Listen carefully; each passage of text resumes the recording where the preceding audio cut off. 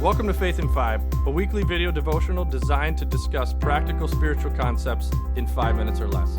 I'm your host, Mark Vandella. A few months back, there was this crazy internet thing, like conversation that just took off, where somebody had asked a friend if they, I guess they were talking about whether or not they talk to themselves. And the friend had said, "You mean like out loud?" And they're like, "No, like inside your head, you have the same conversation, the same voice that you would outside, but it's inside your head." And apparently the friend looked at him like, "People do that?" And it started this crazy like Reddit thread or something like that, where there's like some people who regularly talk to themselves inside their head. Like they have a voice in their head, not necessarily voices, but they have a voice inside their head. And then there's a whole nother group of people that have never had internal dialogue. And for me, I was like, hold on. I mean, I talk to myself all the time inside my head. I have a regular tape that plays. And I actually am pretty intentional about that, of what tape is playing, so that the voice inside my head is encouraging and intentional and processing regularly. And I have no idea which one you are, but it was news to me that not everybody has conversations inside their head. Now, I would also say, we could probably start a whole nother crazy firestorm on the internet if we asked the question, have you ever heard God's voice? Or do you talk to God? See, a lot of us kind of wonder, like, what is it like to hear God's voice? Or do people really hear God? And maybe even bigger than that, if I talk to God, does he hear me? Like, do I have that internal dialogue in my head with God, or do I have to use words out loud? Like, there's a lot of complexity to this idea of God's voice. And now, many of us, maybe even arguably most of us, have never audibly heard God's voice. Like, we're not sitting in a room quietly sometime and all of a sudden there's this booming voice, like maybe the movies show it. But many of us have actually heard God's voice. We just don't know what it sounds like. We don't know where it comes from. We just have to be on the lookout for where God is working, and it may not be an audible voice. So today I want to encourage us all, whether we have heard, because some people have heard audible voices, others of us have not. And so I want to encourage all of us, whether you have or haven't, what really is at play here is God's presence in our lives, and how that plays out and where God shows up through many different ways. See, Richard Rohr talks a lot about the idea of Christ being around us at all times. That Christ shows up through people, that Christ shows up inside of us because we have a piece of God inside of us. And he said oftentimes we struggle with that because we like kind of the magical Jesus. We would prefer that God performs miracles and like the world splits or we hear these noises, because the miracles in the Bible are amazing, but we prefer this idea of a magical Jesus who shows up and says, "Step right up, come see what I'm going to do." But in the Bible, that's not how Jesus does it. Like when he performs miracles, when he does these things, he often tells people, "Don't go tell anyone. I don't want to be a roadshow."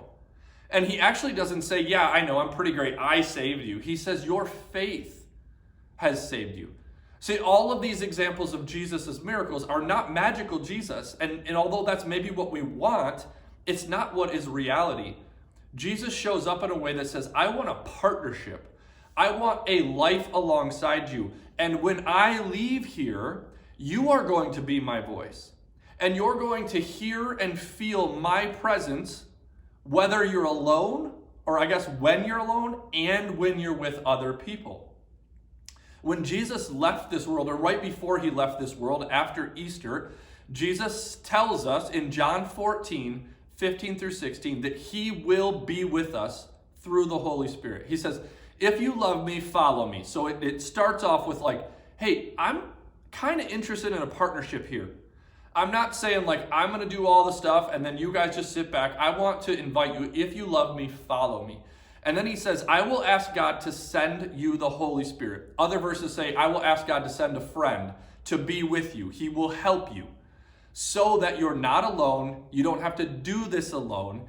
And in doing so, God will be present, and you will know and feel and maybe hear his voice.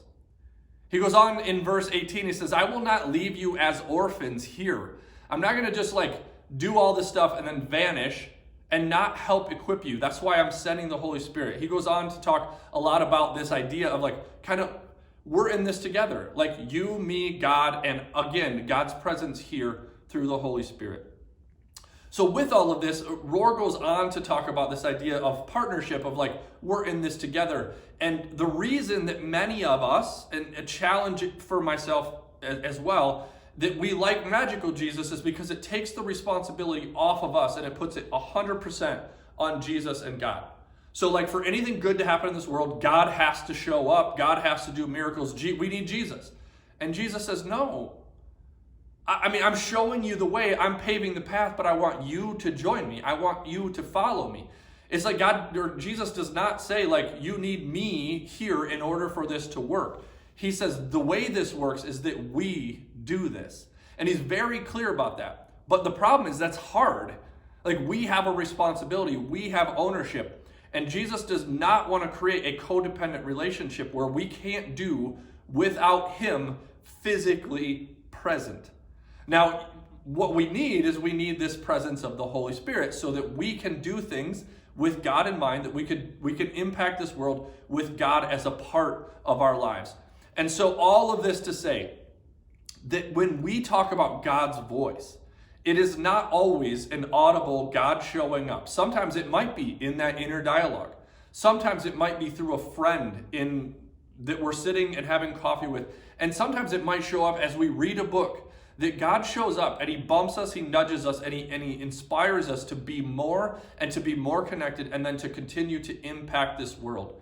Jesus didn't say, sit right there, wait for me to return. He said, I will be back, but in the meantime, please live this out. If you love me, follow me. And so our call is, let's go be the voice. Be on the lookout for where God is speaking to you, maybe not audibly, but through so many things in your life.